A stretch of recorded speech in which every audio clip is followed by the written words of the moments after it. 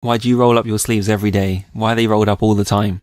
It makes me look dynamic and full of energy. I don't know why I roll up my sleeves all the time, actually. I've literally been doing this ever since I've been working anyway. I've just walked around with my sleeves rolled up. It's only in the winter when I'm wearing a jumper that I'll have them rolled down. I've not looked around. Does everyone else do this? I think all the successful people do. No, I'm not sure. I was going to say I do it too, but that might mean not everyone who's successful does it. I don't know, actually. It's just some weird habit. I just always roll my sleeves up. Because I remember commenting to you that it's annoying that I can't buy shirts that have the right length sleeves. And you were like, but you just roll them up all the time anyway. And I was like, yeah, but it's the principle. Just like everything else in my life. It's the principle that matters. If I could let go of my principles for one day, I'd probably be really successful and much happier. But just for one day. Yeah, it's like, but you could just be so happy. But it's the principle of the thing. I have to be miserable and full of angst. You could just try it tomorrow. Tomorrow's a good day to try. I don't know, man. Not sure about this. You've just said it's your chance of being happy and successful. Yeah, but I was being facetious. Has anything in the last week made you laugh out loud? Or giggle to yourself? Either is fine. I don't know. I did go to another board games night and there was some ridiculous comment about how not to be a weirbo or something. I can't remember how it went. What is a weirbo anyway?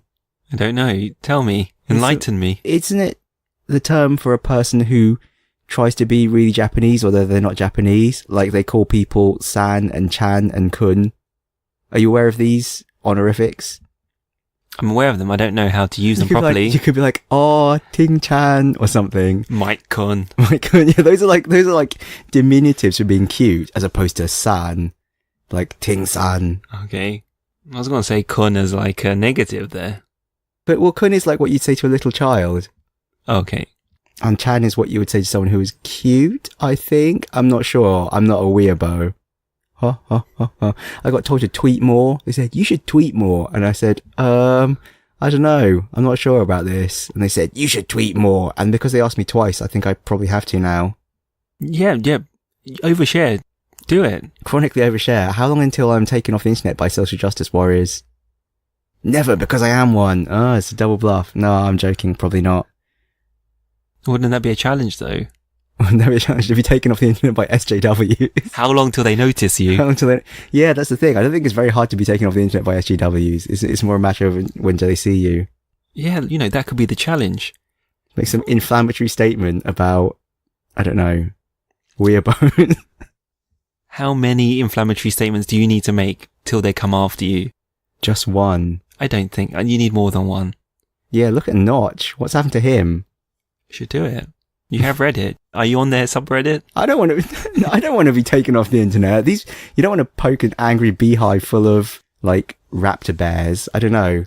These people are dangerous. But don't you want to feel something these days? The internet is a dangerous place. Yeah, I don't want to feel a red hot poker sliding through my gut. Okay, fine. I'll just tweet bland things. Like pictures of scenery. And my lunch. But how does that make you different? How does that make you special? How does that make you so Michael? We had a whole sequence of conversations in the last few weeks that have ended with spoken like a loser. I can't remember what all they were though. Telling you about, my goal is to just enjoy the journey. Yeah, and it's like, yeah, spoken like a loser. That's probably enough to get kicked off the internet right there. No, that's not enough. People need this. The internet's got too bland. Oh, I don't know what bits of the internet you've been hanging out on. I don't know which bits you've been hanging out on. Oh, you know what I have been doing? I told you this already, but someone was asking me, oh, so what have you been watching on YouTube? And I was saying, I don't understand why, but I've been watching YouTube channels about how to make cocktails. I don't even drink. Well, you can start now. I know how to make a mean Manhattan now. Or a smoked old-fashioned. Do you have I was going to say bits and pieces, but it's not bits and pieces. Do you have the booze? No, I do not. And I don't have the paraphernalia either. But it just looks so elegant. To be doing what? All the glasses and bar spoons and gigantic cubes of clear ice. It looks so nice. I don't know, that could be your new way To frit away your money. It's like, I'm just going to make this cocktail and then throw it away because I'm not going to drink it. I just get wrecked. No, I think I just watch people make cocktails. That's fine. Oh, I've got this husky radio voice now as well. Yes, you do. I was thinking, something sounds different. You got to say the words late night love with Sir Michael. Welcome to Late Night Love with Sir Michael. Now we're going to play a classic for you. And insert a jingle, you know that. Addiction, devotion, commitment, adultery, truth, lies. It's also called I've Got a Sore Throat. Okay, fine. Every day for the past 2 weeks, I've been thinking, oh, I should really call in sick to work. And every day I think, oh no, but I've really got to get this thing done. And I just go into work anyway. And then the next day I feel awful and I think, oh, I should really call in sick to work. And I just come in anyway. How dedicated. Now it has manifested in a sore throat. At least I have some physical symptoms to explain my illness. Are you wearing a face mask? No. Wear a face mask. Come on, do it. I'm not coughing. Preempt it. Preempt it. Yeah, it's virtue signaling. I'm wearing the face mask to show, I'm ill, but I came in anyway. People will be like, go home. I don't want you to make me sick. You make me sick. Yeah, and I'll be like, you make me sick. Yeah, that's right. The perfect comeback. Welcome to Lost Levels Club. Welcome to Lost Levels Club. I have with me today Sir Michael. Hello. And myself. Ting. With t-shirts. With t-shirts. And poses too. Is that right? Is that what I do? Yeah, we'll get to that later. And then we can talk about what you do to me as well. It's not you. You're the t-shirt seller. You're the t-shirt seller. I'm trying to get a nice scenery photograph for you to put on a t-shirt. Oh, true. The lengths you go to then. That's right. That's right. So we're a book club for games, and today we are. Hooray! It is the start of a new book club game. Sleeping Dogs. Should we talk about how many episodes we plan to do? Okay. So last time we did 5 for Red Dead. This time we're going to do 3. I think Red Dead was a bit long. I thought. I heard. Long. It was quite a long game though. But 5 episodes was a long period to string it out over. So we'll see how this one goes.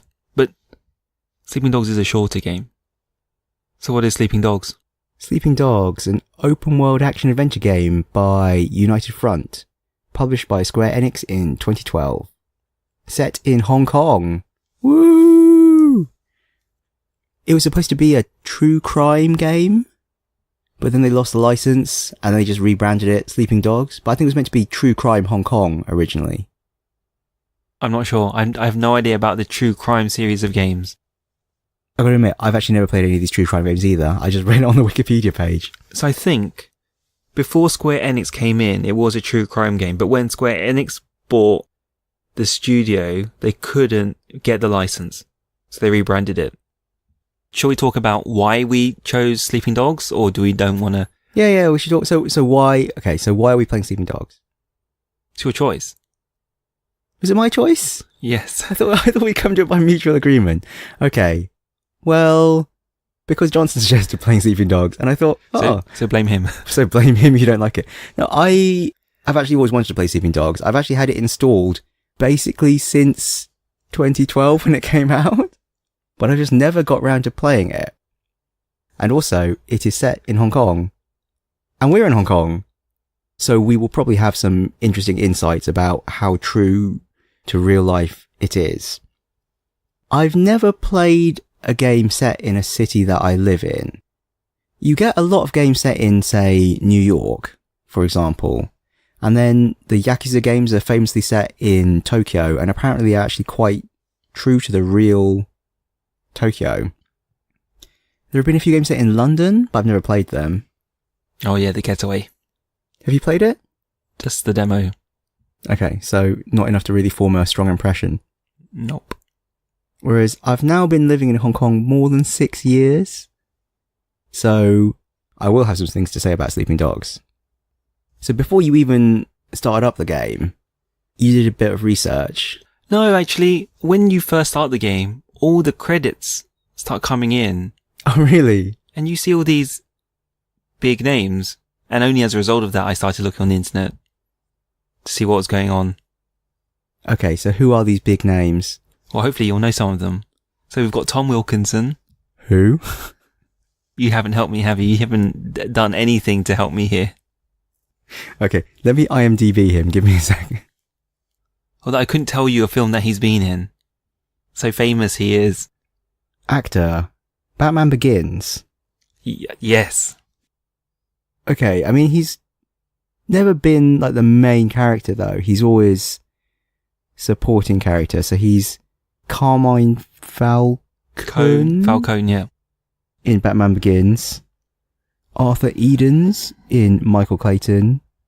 Dr. Mierzugak in Eternal Sunshine of the Spotless Mind. Okay, I don't know. Maybe I should know who he is. It's not sticking. Is he Pendrew? Yes, he is. So he's there for traditional British villainness. Is he a villain? I don't know if he's a villain. Well, let's not go there then. Okay, he just sounds like a villain. It's just his accent. I've just been trained that people with a, Sounds racist to me if I'm with honest. a British accent, like myself, are villains. I could be a good villain, especially with this husky voice. Very comedy villain though. Comedy villain. It's like, no, Mr. Bond, stop talking like a loser. With your beagles. with my beagles, with my pack of beagles. Beagle Brigade, attack! Anyway, moving on. Lucy Liu. I know Lucy Liu. Emma Stone. I know Emma Stone. Lucy Liu and Emma Stone are big names. I don't know if she was that big in 2012. Maybe not in 2012. Lucy Liu must have been pretty big in 2012. Oh yeah, definitely. And Edison Chen. Who's most famous for... taking dirty pictures of his ex-girlfriends. And then being leaked on the internet. Yeah. He's a big Hong Kong star, isn't he? He was at the time. And then I think that happened before Sleeping Dogs, and then Sleeping Dogs was the first gig he got off the back of that. I did read that in the Sleeping Dogs interviews, that's how they positioned Edison Chen, some comeback star. But what do I know? I was in the UK hit at the time. This happened in 2008, the photo scandal. Yeah. I get the impression this stuff happens all the time in the West. No one cares.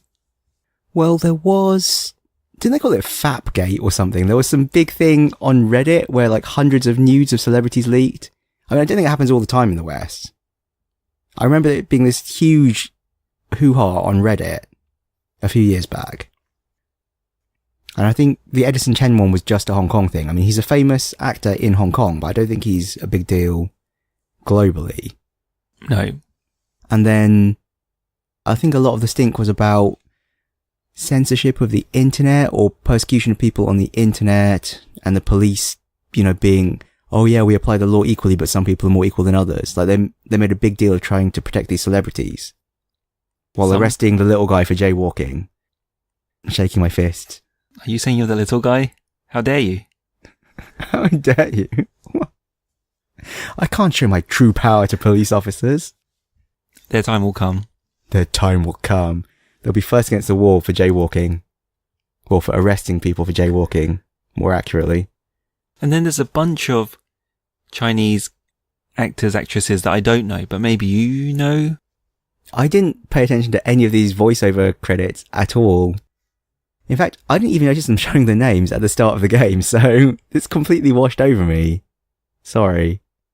The thing is, if they're all Hong Kong local actors, they're probably going to be famous for their Cantonese work, which of course I'm not going to watch because I can't understand it. There may have been some crossover celebrities. It happens. Well, I might recognise them if I saw their face because they've been on billboards and stuff.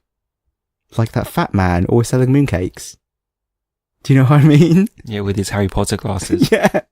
I thought you were going to go, no, Mike, because I'm not. But you were like, yeah, I know exactly who you mean. Who is he? I don't know. I'm just not happy with people pushing this Harry Potter glasses agenda. It's not a thing. It shouldn't be a thing. And everyone must know that I cannot take you seriously if you're wearing Harry Potter glasses. We're wearing last season's fashion. We're just wearing large black rimmed glasses. That's what was in fashion a few years ago. We're going to go back to the UK. Everyone's going to be wearing round glasses. They're not doing this Harry Potter thing in the UK, are they? I thought this was just like Hong Kong's chronic lack of fashion sense. Imagine if they did, though. Is there not an ASOS for glasses? I don't know. Sorry, we managed to go on like numerous tangents and get absolutely nowhere. We've not even started the game yet. your final pre-game point was about... They're making a film with Donnie Yen. Allegedly. That was announced this year as well. So it might be done by 2030. Well, probably not, because Donnie Yen will be way too old by then. He's Chinese, he's youthful for a weird amount of time. It's true. Yeah, you can't tell.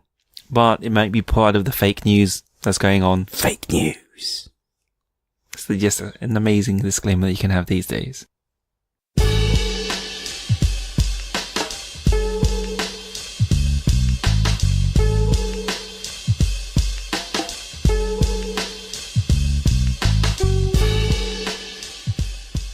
Alright, so the game proper. Sleeping Dogs. Why is it called Sleeping Dogs? Oh jeez, I've fallen at the first hurdle. Why is it called Sleeping Dogs? Is it a Cantonese phrase? I don't know, I was hoping you'd throw in a joke or something. Oh jeez. Because obviously there's the British phrase, let sleeping dogs lie, but I don't think it's about that. I think it's going to be some Cantonese phrase, like the one about riding on a horse being too fast to smell flowers. That's a phrase, right? I don't know. You don't know either because your Cantonese is not as bad as mine, but not amazing. Those phrases are beyond me. It's set in a micro version of Hong Kong that has only Hong Kong Island, split into 4 districts: North Point, Central, Aberdeen? and Kennedy Town. But it's a fictional version of Hong Kong. Well, Hong Kong Island is actually only a really tiny part of Hong Kong. So I think that what a lot of people think of as Hong Kong when they see movies and comics or whatever, the stereotypical idea of Hong Kong is lots of really, really close, really tall buildings, loads of neon, loads of people. And that really is more like Kowloon, which is actually not Hong Kong Island itself. It's like the mainland of China that belongs to Hong Kong. Well, Kowloon is the English name. It's like Kowloon, isn't it? Yeah. 9 dragons in Cantonese. So it's the bit of Hong Kong that runs up from the shore to these 9 peaks of mountains. Is that right? Totally didn't know that. Makes perfect sense though. So like the stereotypical Hong Kong used to be really Kowloon walled city, which doesn't actually even exist anymore because they tore it down because it was like a massive health hazard and stuff. But, you know, the lawless triad controlled bit of Hong Kong stereotypically was Kowloon walled city, which is in Kowloon, which is not in Sleeping Dogs because Sleeping Dogs is only Hong Kong Island. And then because of that, I think they've had to take some license since North Point, which is where we start the game, is kind of used as a proxy for Kowloon. It's got all like the really close together buildings. It's got all this like neon and like more run down kind of stuff. And North Point, I guess, is kind of like that. I mean, I guess it's more like that than any of the other bits of Hong Kong that are on Hong Kong Island. Yeah. I mean, it's not even close to Mongkok if you think about it, but I can see what it's trying to achieve. Mongkok being Wongkok. Yep. In Cantonese, which means busy corner. Oh, really? Did you? How come I know all this stuff and you don't? Because you've been here longer. You speak Cantonese though. Not listening. Not Anyway, engaging. That's the stereotypical bit of Kowloon now, and it's this like really, really, really busy area of Hong Kong, and it has night markets and it has, you know, people selling fish balls on the street and stuff. So I think that's kind of what they're channeling in the North Point area in Sleeping Dogs. I actually don't know North Point very well at all. Like, I don't go there often. So I can't actually really say too much about how realistic it is. Nor can I. But I don't think it's quite as stereotypically Hong Kong-y as they have it in this game. Anyway, my other initial observations. There's so much swearing in this game. They're just swearing constantly in both English and Cantonese. I couldn't tell you whether that's real or not. Because they don't hang out with many triad members. No. Disappointing. Have you ever encountered a triad member in Hong Kong? I guess the first thing is, would you even know if you had? Like, it's not like they have big flashing signs on their heads that say, I'm in a triad. No. Because I think I have. Because, you know, there were the umbrella protests for democracy a few years back. And there was this persistent rumour that I think was probably true about the triads being paid to try and incite violence, because they were very peaceful protests, and it just looked bad when the police were beating up protesters who were trying to just do their homework. And I heard that they got the triads to come in and try and make a ruckus and try and incite like violence and chaos. And I remember one time going to go and have a look at the protests and just walking there and just seeing like this big gang of guys pushing people around and shoving stuff. And they were all like dressed wearing like wife beaters, like a singlet, as they call it here. Like a mosh pit. Yeah. And they were all just like loitering with intent around like all the entrances to the MTR stations. But you said you met them. Well, I didn't meet them I didn't talk to them, but I was in the same place as them. Like, did you give them a push? So I gave them a push. I was like, yeah, mosh pit. No, I was just like, this looks really sketchy. I'm going to just back out of here and do my homework. So wife beaters is your sign? Wife beaters is my sign, yeah. And they're wearing like bandanas over their faces. Some of them. I mean, this is starting to sound really stereotypical, like a computer game now. A few of them. I'm just picking out visual characteristics. It was like literally a crowd of like a dozen or two people looking very sketchy. A dozen or two? Okay, fine. It was quite a big pack of people. And they didn't look like all the other protesters who were literally all dressed very sensibly and doing their homework. Going back to the original question, were they swearing a lot? They weren't saying anything. They were just glowering. Also, even if they had been swearing, it would be in Cantonese and I would not understand it. But you would though. I would though. But you would. I know a bit of Cantonese swearing. Well, now you know more. Now I know more, yeah. My favourite was the bit in this game where I cut someone off my car and they were like, Yamagato! And I was like, oh, I know what that means. Yes! Have a good day, my friend. Yeah, that's right. That's right. Why is it such a big deal that you can drive on the left? Oh, that's the other best thing about the driving in this game. I can drive on the left because in Hong Kong, you drive on the left because it's like the UK. Most other countries, you drive on the right. But Hong Kong, like the UK, you drive on the left. And so finally I can drive on the left. Weirdly, though, it's actually becoming a bit of a problem because like obviously in real life, I know how to drive on the left. But I've played so many computer games that in computer games, I just start instinctively driving on the right and then I find myself going into oncoming traffic. I have to deprogram myself. But nothing too ridiculous happened. No bad accidents. No bad accidents. I don't know. I had an amazing driving moment as well. Also on Ting's t-shirt, that mission. So many funny things on that mission. We should definitely talk about it near the end. Alright. So let's have a quick run through of the story. So your name's Wei Shen. You have come back from the States. You're an undercover cop and you're trying to infiltrate the triads or a particular triad gang called the Sun On Yi, based on the Sun Yi On, which I know nothing about. Me neither. Yeah, we live very boring lives. You don't really interact with, gang culture much. This would be a very different podcast if we engaged more in gang culture. That would be amazing. Just imagine. Bloody hell, I would make a really shit undercover cop. The shittest. Yeah, I think the accent would be... Actually, did I tell you about the time when someone thought I was an undercover cop? Yes, but I don't know if everyone else has heard. This episode of the podcast is becoming wall-to-wall tangents. There was a time when I tried to call an Uber, and then they called me up. And they're like, did you order an Uber? And I was like, yeah, are you the Uber driver? And they were like, yeah, why do you want to have an Uber? And I was like, because I need to get home. And they were like, why do you need an Uber though? It's like, because I've got this giant painting and it's too big for me to take on the bus. And they're like, really? Where are you? And I was like, describing my location. And then like, this car drives past and I was like, was that you? It's like, wait, I need to see you. And they saw I was carrying this giant painting and they're like, oh, okay, yeah, that was me. And they pulled over and let me get in. And I was like, what was that about, man? And they're like, oh, I thought you might be an undercover cop and you were going to arrest me once I picked you up. And I was like, what the hell? So, well, your profile doesn't have very many ratings because I don't use Uber very often. And like, it's only got like a few 5-star ratings. And I thought you were an undercover cop and it was a fake profile. And I was like, no, man, I just don't use Uber very often. That's a hard life to live when you're like, is he an undercover cop or not? Yeah, well, they did have a crackdown on Uber in Hong Kong recently. Apparently, a bunch of Uber drivers were arrested by undercover cops. Those damn cops. Jaywalking and stopping Uber. And they're not stopping the triads, evidently, or they're very ineffective if this game is anything to go by. Anyway, back on topic. I'm okay with the police for now. So we start off with the first mission where you're just doing a routine drug deal. It introduces to the basics of the free running parkour kind of mechanic of the game.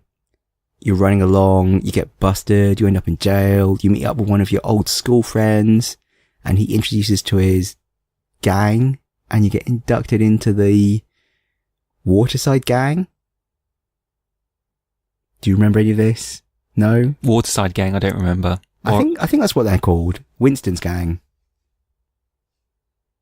And then you have to do some stuff to prove yourself, which mostly involves beating people up as a combat tutorial. So you befriend Jackie Ma to begin with, and you used to be like old school friends. So you have to have like an existing relationship with him, and that's your in. And so begins the tutorial, if you will.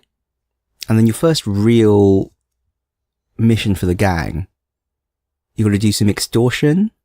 So you go to the night market, in air quotes, which is, I really don't think is a thing in North Point, but it is a thing in Mongkok. There's the ladies market and there's Temple Street market, both of which are actually much denser than this night market.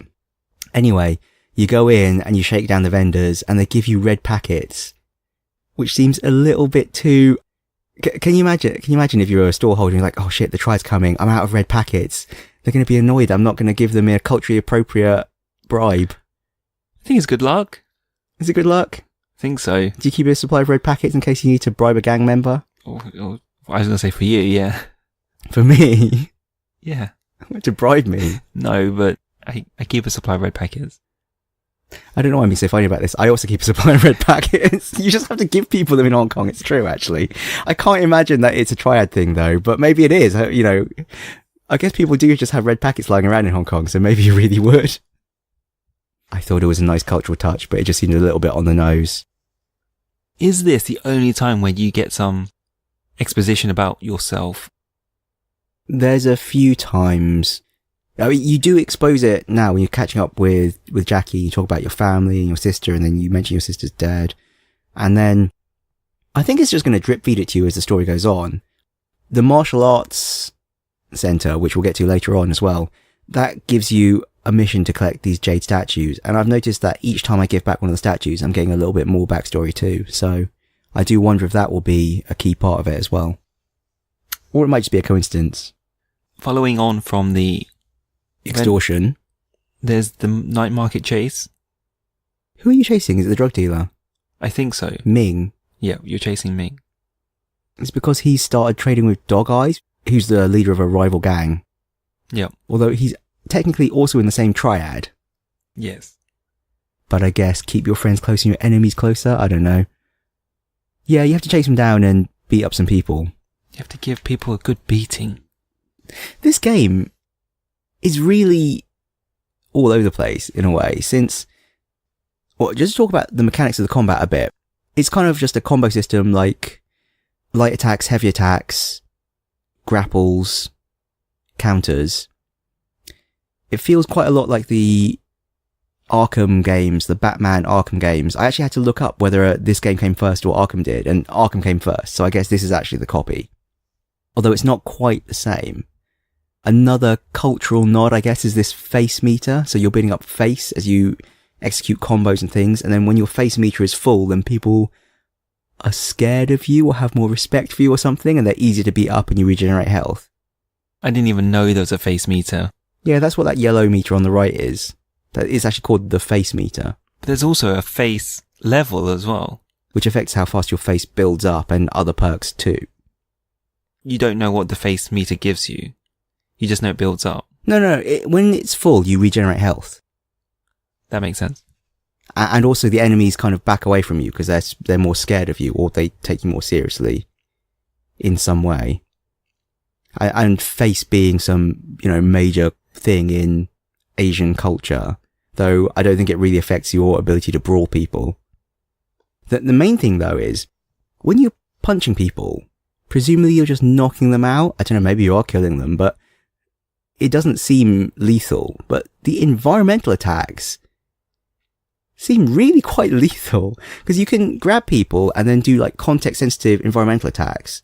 So the first one you kind of have to do in the mission to teach you that these things exist, like you throw someone into a phone booth, which is itself a bit of an anachronism, but you slam them into a phone booth and beat them up and fine. Isn't it the one with a shutter, I thought? Yeah. And then there's another one where you kick him into a metal shutter and you like slam the shutter down on him. But it's not like you're standing, you jump up and you grab the shutter and you slam it down with your full weight. Yeah, I mean, it's pretty bad. But that's nothing. Like, later on, you do things like shove people's heads in gigantic fans and all this like blood is spewing out, or throw people into electrical junction boxes, or even more shocking later on, you just throw someone in a furnace. That was intense. So it's quite funny when there's a guy in the gang who doesn't trust you and he goes, I've never seen you kill anyone, I think you're an undercover cop. And it's like, dude, I just threw someone in a furnace. Anyway. You can also kick in bystanders as well, is what I realised early on. Totally accidentally, obviously. No consequences. Oh, you lose some marks on the police meter? Oh yeah, I can imagine that. Well, outside of a mission, no consequences. Because I walked out my flat and I was trying to adjust my window because, we never mentioned this, but I'm playing it on PC, whereas you're playing it on PS3. Anyway, I clicked out of the window and I clicked back in. And when I clicked back in, I just did a roundhouse kick and just clocked this woman around the side of her head. And she just totally went down and she was just like, bam, ragdoll on the floor, and this bowl like went rolling down the corridor, and I was like, what? Sorry. But she was just like down for the count. I'm not sure why I put this one here, but I put it here. There's a guy peeing outside my apartment, so I walked right up to him. He was very happy for me just to watch him pee. Did he have like a limitless supply of pee? Yeah, and I couldn't see anything. His hands were covering it. I was more going to comment on, does he stop peeing after a while? I wasn't so bothered about that for some reason. Is this realistic? I've never seen anyone peeing outside in Hong Kong. Maybe in North Point. 5 years ago. 5 years ago in North Point. Who knows? Who knows? I don't know. My expectation was that he would zip up and call me a name. I would expect that in GTA. I don't know if that really happens in GTA. Did they have people peeing outside in GTA? They had people peeing outside in Red Dead. True. Oh, it's immersion breaking. You're ruining my immersion. It's very much more arcadey, this game as well. The feel of it. Yeah. It's constantly trying to say things to you about like getting a high score, or do you get a higher score than your friends? Is it doing this to you? Yeah. Do you have any friends who've played this game? I do have friends that have played this game. How are you doing compared to them? Not very well. Does it look like they finished it? Yeah, I think they finished it. So I'm frequently coming in 5th place out of like 5.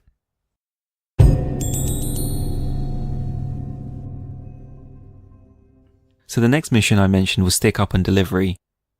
So supposedly Jackie's going to cut you in on a big score.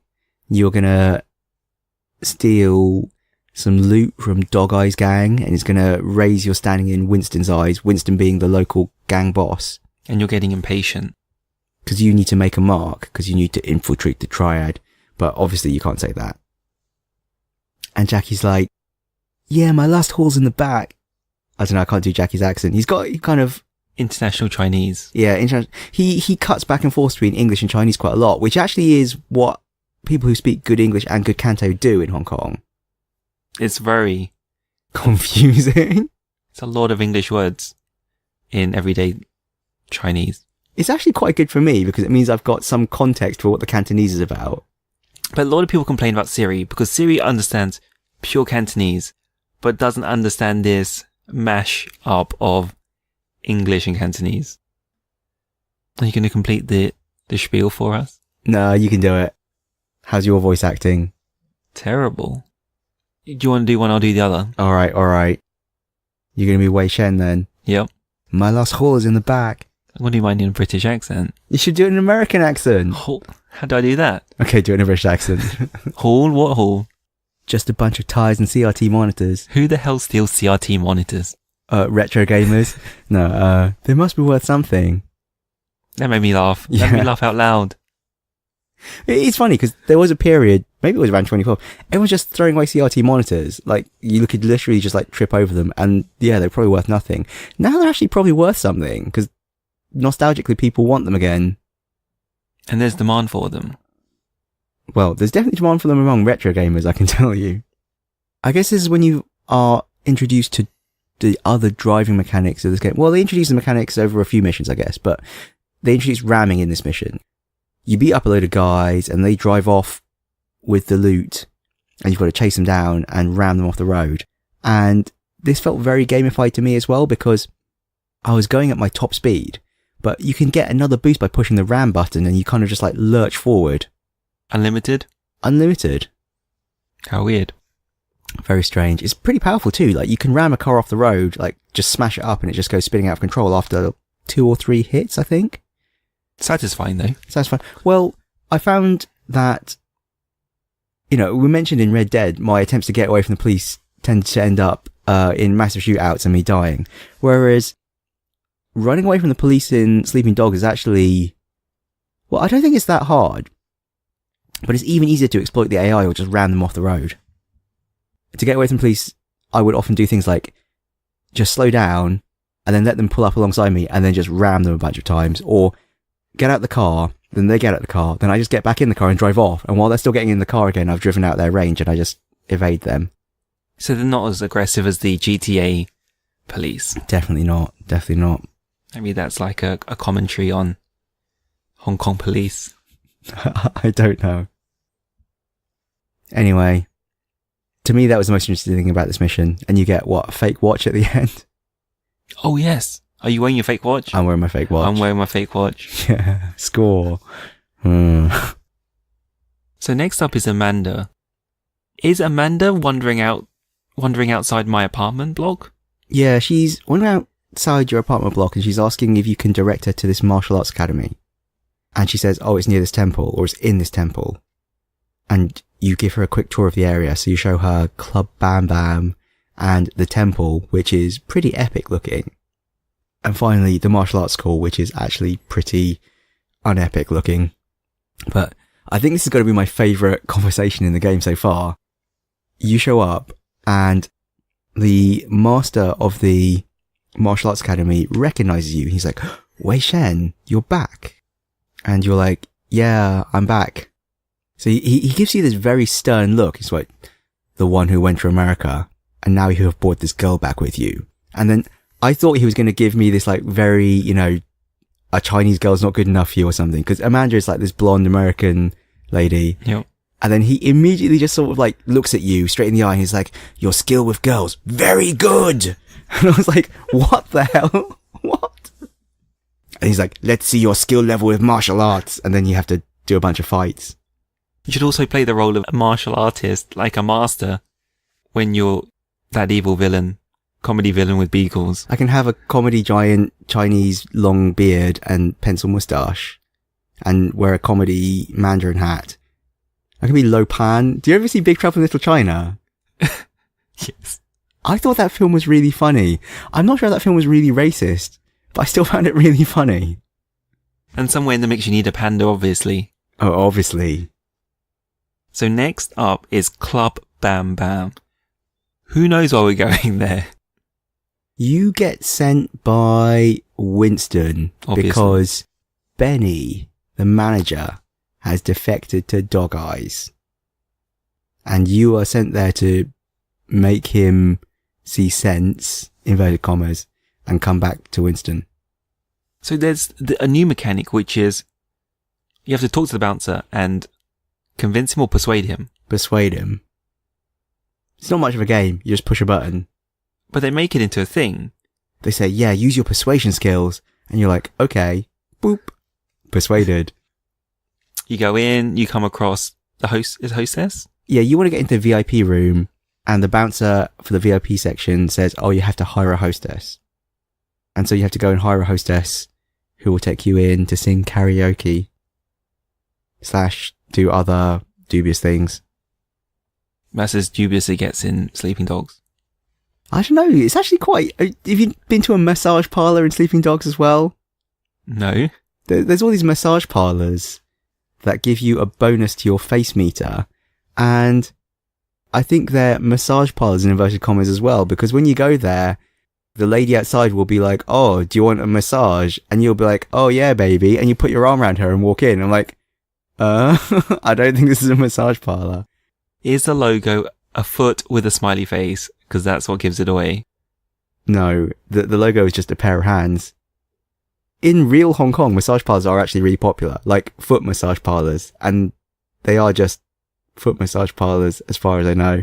Unless there's a smiley face. There's a smiley face? Oh, is the smiley face a sign of... Yeah. Oh, really? Yep.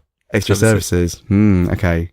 I don't really go to these places very often. I'm still too British, so... No, not a bad thing.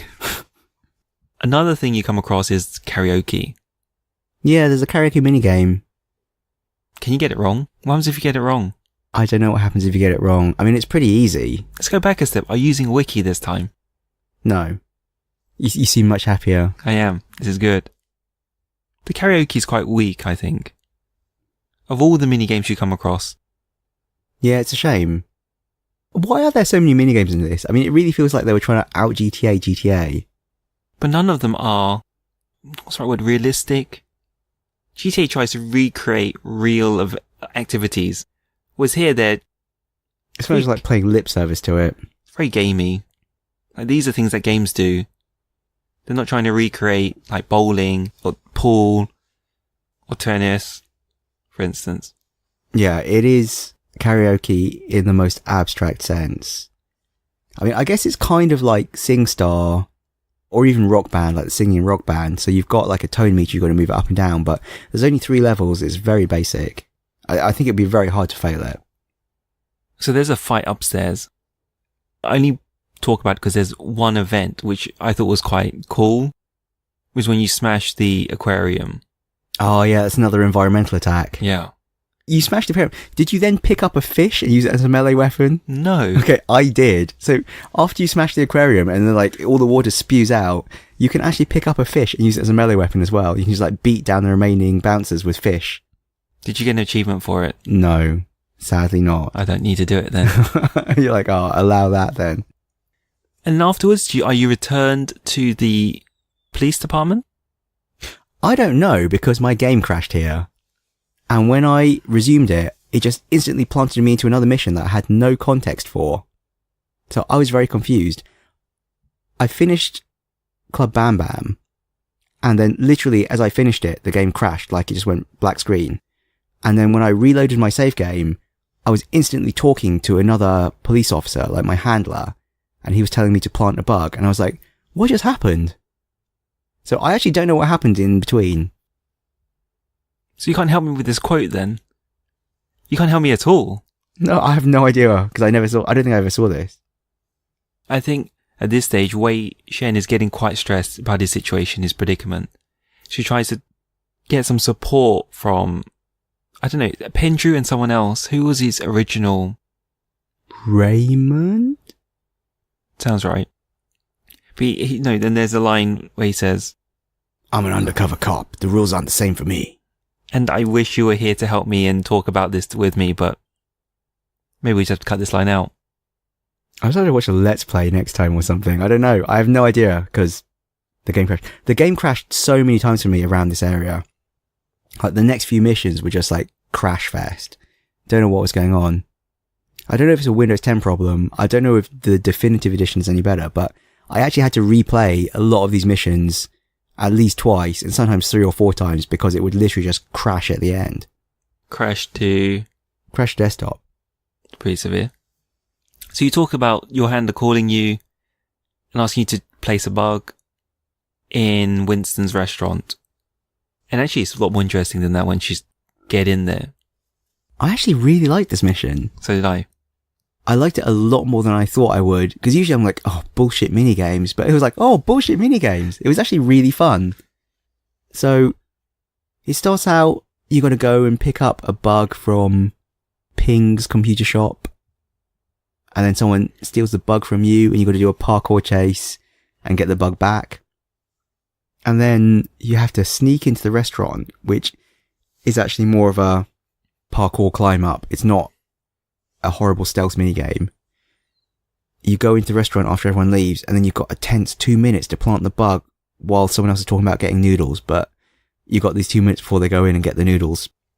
You have to unscrew a vent, and then put the bug in there, and then calibrate the bug, and then screw the vent cover back on, and then pick a lock. And all these things are done by kind of like, you twirl the analog sticks to undo the screws. You got to like hold the analog sticks in very particular positions to activate the bug and calibrate it. And then you have to do it with both sticks as well. Yeah, you do the left stick and the right stick, and then finally both sticks at the same time. And then picking the lock as well is quite a nice little mini game. Like, you have to like hold the pick at a particular height till the tumbler kind of locks, and you've got to like flick it to the left to move it to the next pin. It felt like a good way to represent lock picking. Not that I actually know how to pick a lock, but it felt good. Better than, say, like the Skyrim lock picking. Or the Bioshock one. I don't know what this would be like on a keyboard and mouse, because I actually had switched from keyboard and mouse to using a controller at this point, and the controller was definitely much better because it had rumble and everything. It felt much more, tactile. Maybe if I had been playing with the keyboard and mouse, I'd be like, bullshit mini games. Chain of evidence. So, who's the hostess at Club Bam Bam? Cynthia? So she gives you someone's gun. Craig? Can we just throw in new names now? Yeah, whatever. Hostess lady gives you some gang member's gun. One of Dog Eye's gang's guns. And with that... Well, you try and call it in. So you call up your handler and say, oh, I've got a gun. It belongs to one of Dog Eye's gang. Can you get ballistics on it? See if we can get anything useful from it. And he goes, okay, meet me under the underpass. When you get to the underpass, though, it's not your handler, it's the superintendent, Pendrew, who's got a classical British villain voice. I mean, it's so set up for him to be the villain, come on. Or a villain. Especially after what he does next. Yeah, I've heard the story's quite typical, so maybe you're right. As much as I like things to be great and clever. So you give him the gun, and he tells you to shoot some stuff with it, to recreate a fight. And it's actually kind of just an extended tutorial for the gunplay. And then it ends with him, well, there's a dead guy at the scene, and he just takes the gun and shoots the guy a bunch of times with it. He said, this guy, was nobody, now he's somebody. He was killed by this gun.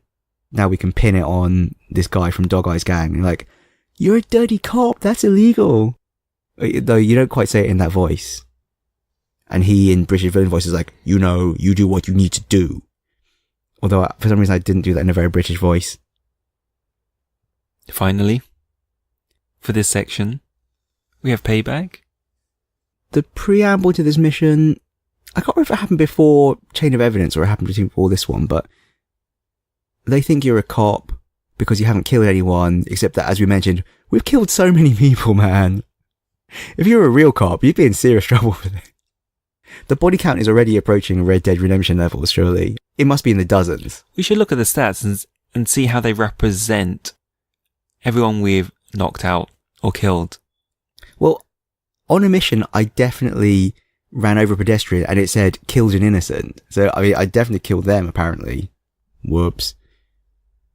But this is the mission anyway, where you finally convince them that, no, you're not an undercover cop, because you break into this warehouse, you shoot a bunch of people. But there's a reason for jumping into the warehouse, because Winston's really pissed. Okay, they're giving you little biographical details about the characters on your phone, that you're getting like police background analyses, and one of them says that Winston is quite frankly a bit dumb. He's like just a total meathead. And Dog Eye's gang go and shoot up Winston's mother's restaurant, and he is pissed off.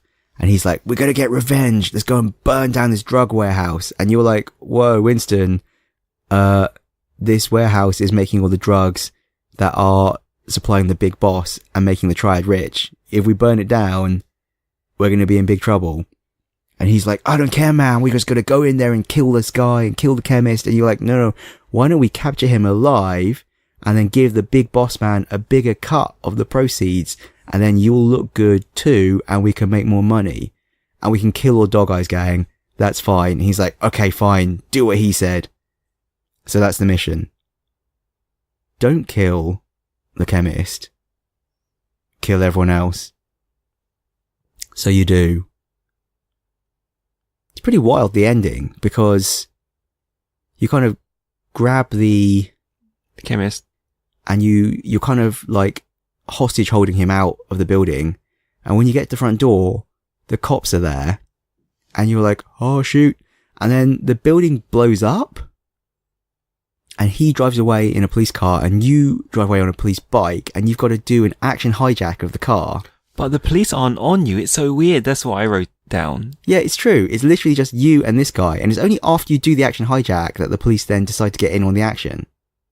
It's the first time you do this action hijack. It is pretty badass. I kept doing it by accident after that, because I was trying to like pop a wheelie on a bike, and I was holding down the A button because I couldn't remember how to do it. And it just kept like doing the slowdown for the hijack every time. And I was like, oh, whoops. And in fact, when I was trying to escape from the police, I accidentally hijacked their car as well. And then had to run back and get back in the original car with the guy I was trying to kidnap. But that's it. That's it. So then after that, the lieutenant dude is like, I was wrong about you, man. You're a stand-up member of this gang. I know I can trust you now after I saw you murder all those people. Ready for bigger things. I guess that's where this will go.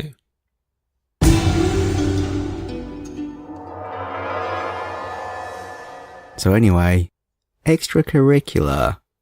Did you do many favours? Yeah, so the favours are what improve your face XP. Because there's there's three skill trees that are really kind of just skill branches. Like, there's only 2 branches and they're just like in a straight line.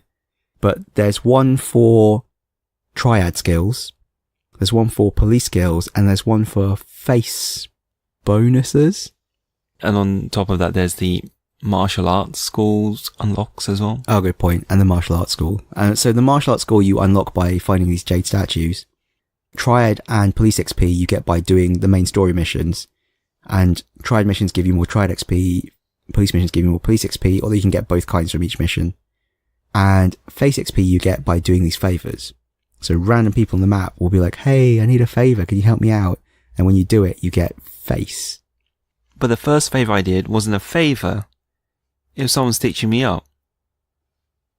Do tell. Did you engage on this one? It's on the walkway. I don't know, tell me about it. I did a whole bunch of these. I mean, this one doesn't sound particularly memorable, so I might have done it. I'm not sure now. Someone's in distress. I think there are random ones, like in Red Dead as well. You know, where someone's horse gets stolen, you get it back and you get some fame for it. I think there are random face missions too, because I also had a random one where some drunk guy was hassling a shopkeeper and I had to just drag him away.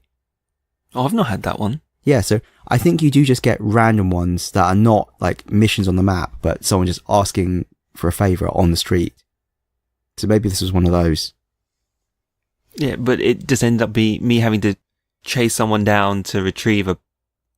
I have no idea now. I can't remember whether it's her bag or my bag or something else. It's not the one with the broken down car. Oh, the broken down car. I encountered that one as well.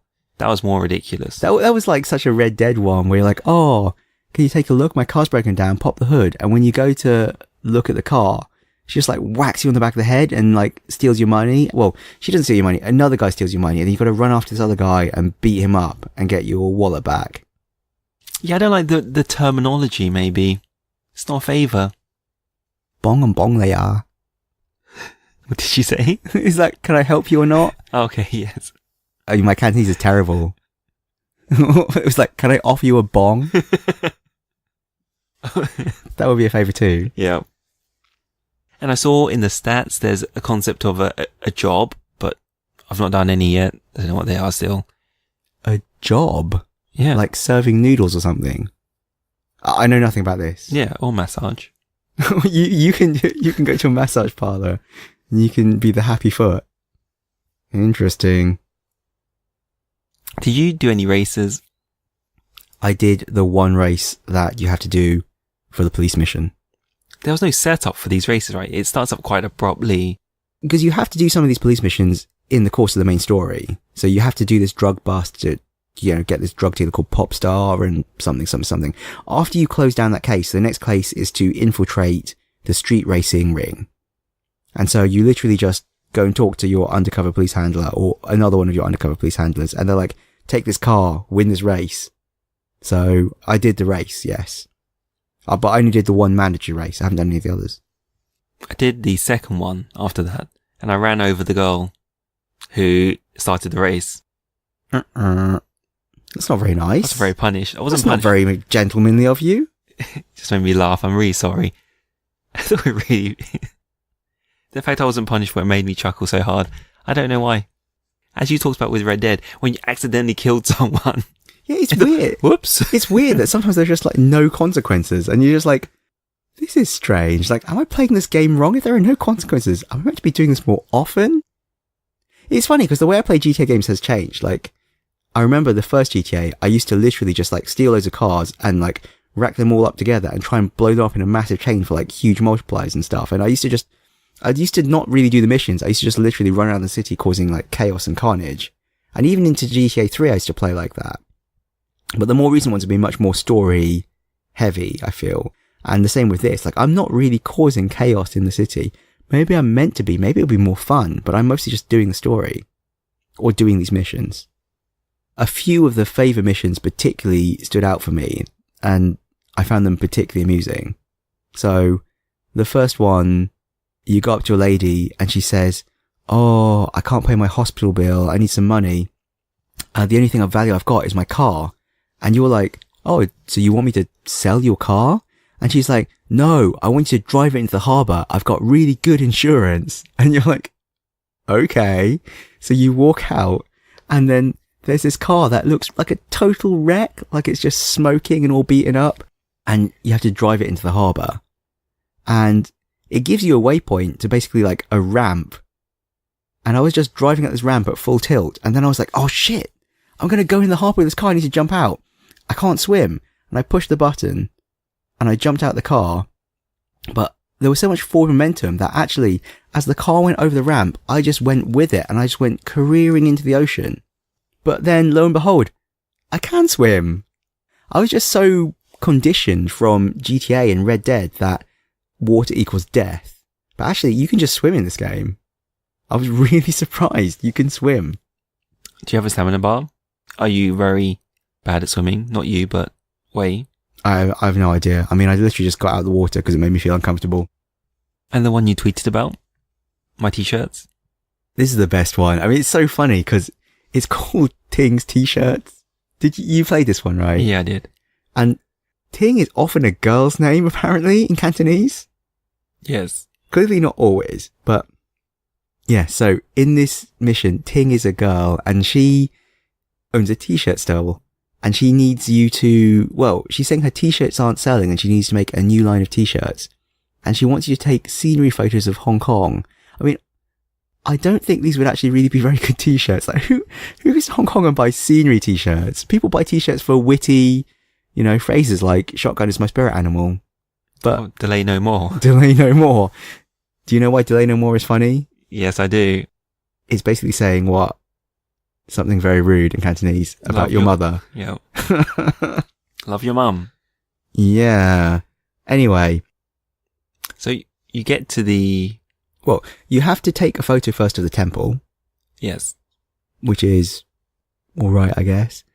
And then the next one is to take a photo of the sunset. The sunset, at like the harbour wall or something. So I think the game kind of like fast forwards the time as well to make it sunset no matter what time it is. So I had this amazing drive there. I was like on a motorcycle. I'd stolen someone's superbike and I was just like weaving through traffic and I was trying to do a wheelie.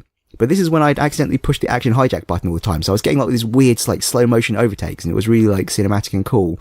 And then as I approached the waypoint, I kind of hit a bump and I went sailing into the air, like flew forward like 20 something meters. And then the game kind of like stopped and like it went whoosh, and like time fast forwarded into sunset and I went bam and just landed and it just taken all the momentum away. So I just like landed perfectly on this super bike after having done this like 30-meter jump at sunset. And I was like, yes, I rock. And then standing there is a guy doing this funny pose. He's like standing on one leg doing like this kawaii victory hands pose. And I'm like, huh? So I go to take the picture and he's in the picture. And I'm like, oh, this is funny. But I take the picture and I think, oh, this is going to make a funny photo. But Wei is like, you're ruining the photo, man. Get out the photo. It's like, oh, okay. He's not supposed to be in the photo. And the other guy's like, oh, I'm sorry. I just can't reach the camera. And then it pops up a prompt. It's like, beat up the guy to get him out your photo. And I'm like, oh, okay. So I walk up to him and instead of pushing the punch button, I push the grab button. And Wei Shen just shouts, I've had enough of you, asshole. And just grabs him and throws him off the cliff. He literally just like throws him over the railing. And he was like, ah. I was just like cracking up. I was like, what the hell just happened? This guy's got serious anger management issues. It was just so unexpected. It was just so unexpected because he's like, 1 minute, he's all respectful and talking about his family and how his sister died and how he wants to, you know, get back at the triads or something. Next minute, it's like, had enough of you, asshole. And he just throws the guy off a cliff. And it's just the guy who loves photos. He just loves to be in photos. He just likes to be in front of the camera. He's done nothing wrong. Yeah, so I can see why they wouldn't suspect me of being an undercover cop after that. And anyway, that's it. You take the photo, mission complete. You didn't try and find the poor guy. I don't think you even can. I mean, it's literally like off the edge of a cliff. Did you die a lot? I have yet to die. I keep getting beaten up in the melee encounters. Oh, wait, I am dying in missions, but there's just an option to restart from checkpoint. Is it not like that for you? Not because I'm doing the drug busts. Oh, okay. I haven't tried to do any of those yet. It's getting really expensive. $6,000 my last hospital visit. It's my fourth one. So does it go up each time? I've just assumed so. I don't know. I've only ever died in a mission. And when I've died in a mission, it's just been restart from checkpoint. So I'm not sure. And going back to the upgrade branches, it's all a bit crappy, right? I don't know. I've got some useful ones, I think. You would say that, wouldn't you? What did you take? I've got 2 levels of police. I've got one that lets me disarm people, like disarm them of their guns. And I've got one that lets me break into cars without setting off their alarm. And on the triad one, I've got bonus melee damage and I don't remember the other one. The other one's like inconsequential. Plus a bunch of extra like martial arts skills for like doing massive roundhouse kicks and like knocking people out. Okay. Now you've talked about it. It sounds okay now. Obviously, I didn't go for the disarm enemies, nor did I go for the silent carjacking. You must have gone for one of them because they're the opposite sides. Yeah. I went for the others. I didn't go for the silent carjacking. Yeah, I think I took the disarm enemies one first, and then I have yet to disarm a single enemy. So then I thought, you know what? Let's take the other one. I took the carjacking. The carjacking one's quite useful. Waking up? Yeah, I mean, I guess it's a characterization thing. I find it kind of strange, actually, because there are a few times when you wake up in your apartment and you just appear to be having PTSD, like you're hearing all these voices, and you seem very stressed, and you're like, what am I doing? What is it? What's going on? I guess they're trying to put you in the headspace of the character, but it's just not really working for me. I don't know, it just feels a bit strange. It's badly paced, because you've just completed a mission, and you're waking up, so you're not expecting to switch on, so, what's the right word, instantly, or not spontaneously. But you're not expecting, like, narrative just thrown at you, slapped into your face, or slapped into your face. Yeah, I don't think your face is, no, it probably is the right thing. I mean, it's a bit ham-fisted. It's all a bit too on the nose. Sometimes I load my game up and that's what happens. Tell me about your virtual taxi rides. Is it like your real life taxi rides? There have been a few times when I haven't had a vehicle, and this is before I unlocked the steal a car power.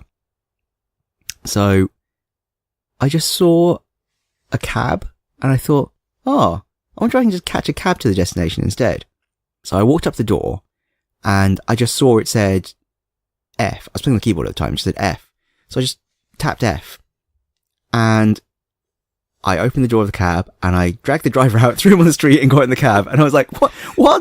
I thought I was going to hire the cab. And unfortunately, right behind the cab was a policeman. And so thus ensued a high-speed police chase across Hong Kong. And fortunately, I used my amazing skills of ramming him off the road to then evade the police. And then I had a cab to drive to my destination too. Yay. But it wasn't what I intended. So it turns out you actually have to hold the button to hail a cab, because if you just press it, you steal a cab. It does actually say hold underneath the button.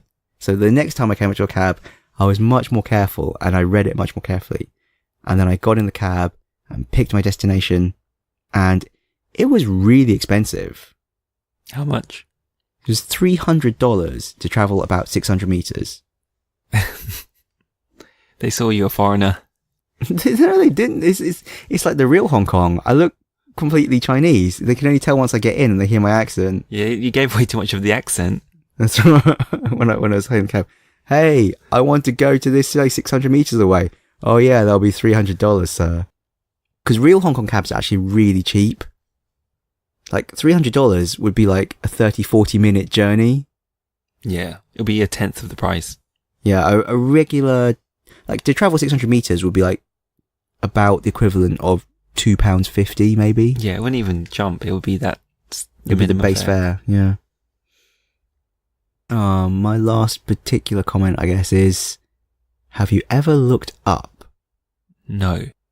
So, well, I mean, I guess it is the real Hong Kong. In the middle of it, there is the peak, which is kind of, I was going to say a big mountain, but really it's kind of not a very tall mountain. It's big compared to the rest of Hong Kong.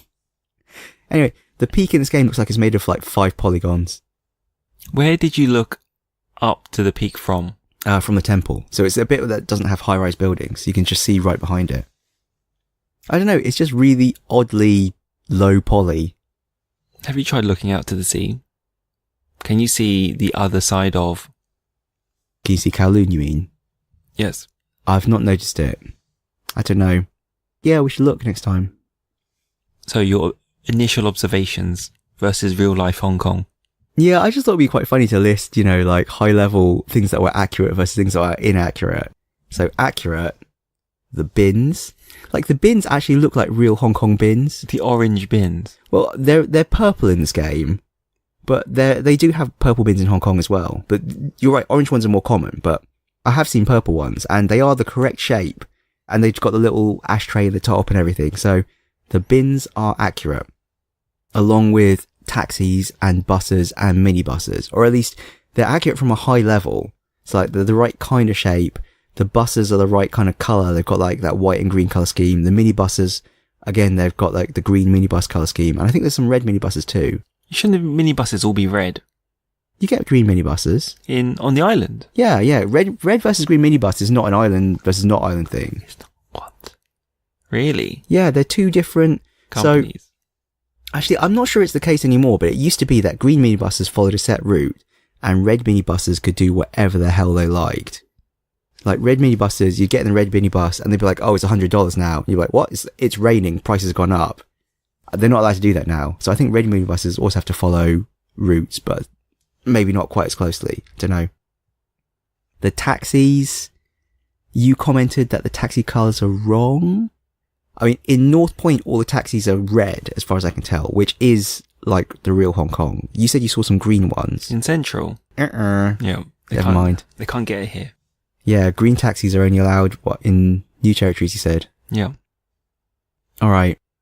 Any more accurate observations? The faces.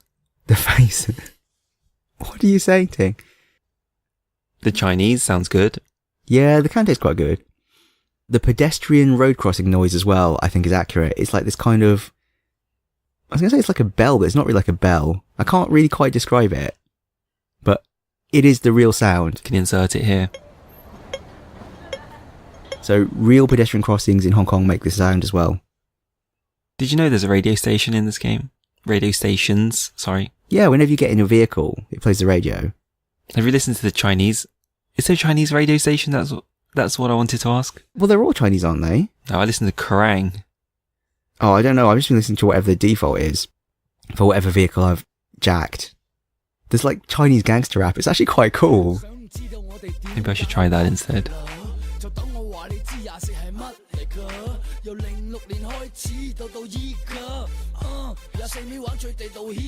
I'll come back to you next week, next time. Okay.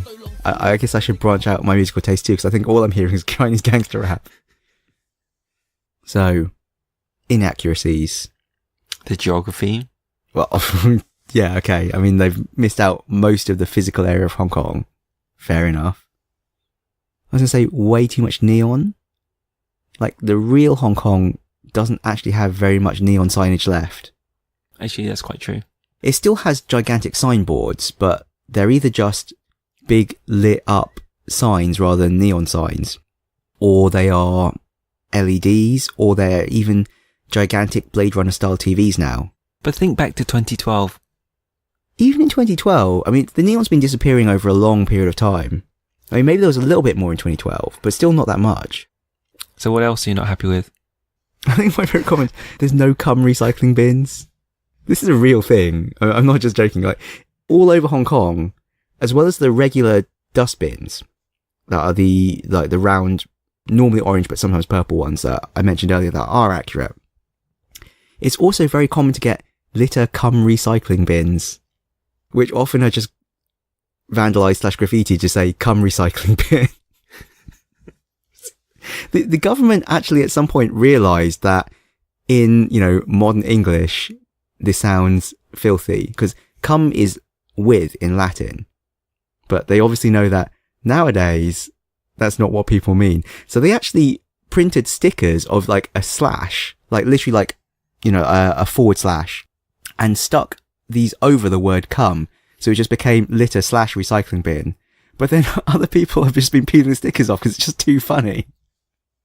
Are you saying the recycling bins are missing, or the wording is missing? This whole style of bin is missing. I haven't seen a single cum recycling bin in all of Sleeping Dogs. You're not being helpful. If I know what you're saying. Yeah. You're just trying to be filthy. But both the wording and the actual physical style of bin I've not seen. And then what else? Too many phone booths, not enough people. Yeah, way not enough people. Way not enough. Way not enough. Is that good grammar? And there's no MTR, but I don't know if there's an there was an MTR in 2012. Is there an MTR in the game, is what I wanted to ask. I don't think it's an MTR in the game, which again is a bit of an oversight. Like, the MTR is such a massive piece of Hong Kong.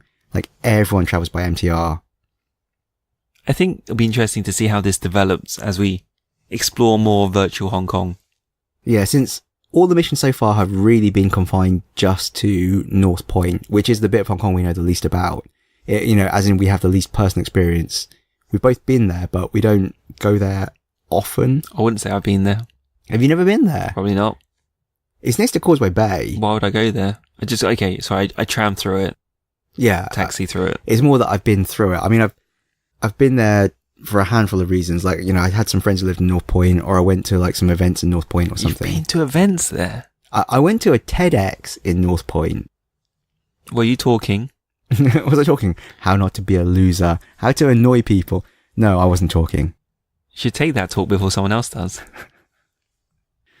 Right, okay. I'll take that under advisement. Yeah, don't do that. People will start coming after you saying you're part of the problem. You are the problem. Okay. So, I wonder, as we get to some of the other areas in the game, whether we'll have a clearer picture of how accurate it is, or how accurately it's captured the feel of that bit of Hong Kong, since Central and Kennedy Town, we should know much better. Yes. And then in Central there's particularly Soho and Victoria Peak, which again, these are all areas that in theory I should know pretty well, because I've been to them a lot. So, we shall see. So, finally, what's the checkpoint for next time, Ting? Complete Dockyard Heist. So, finish Dockyard Heist for next time. We were Lost Levels Club. We still are Lost Levels Club. Please rate and subscribe to us on iTunes. Please, please, please. You can find us on email. mike.and.ting@lostlevels.club. You can find us on Twitter. @lostlevelsclub. You can find us on Reddit. /r/lostlevelsclub. And there'll be a link to the YouTube in the show notes. There will indeed. That's it? That's it. Are you grateful for anything? I'm grateful it's almost the weekend. Not the epic curry lunch that you had. I'm grateful that we can stop recording and I can carry on burping with impunity. And play some PUBG. I'm grateful that I found what is causing the problems with my network and I can be owning at PUBG, because I've been having random disconnections on PUBG. Like, it's actually causing quite a problem. Like, I'll be in the middle of looting or a fight or be trying to be stealthy, and then it'll just say network lag detected, and I just won't be able to do anything for like 10 seconds, and then I'll be like dead because my network is disconnecting. And I discovered it's due to my network cable. So, easily fixed. Listen to our next episode to find out what excuse Sir Mike comes up with next time. It's like, so I'm losing at PUBG because other people... It's obviously not my fault. I'd be number one if it wasn't for those. That's a life lesson. You'd be number one if it weren't for those others. So Michael says bye. Bye.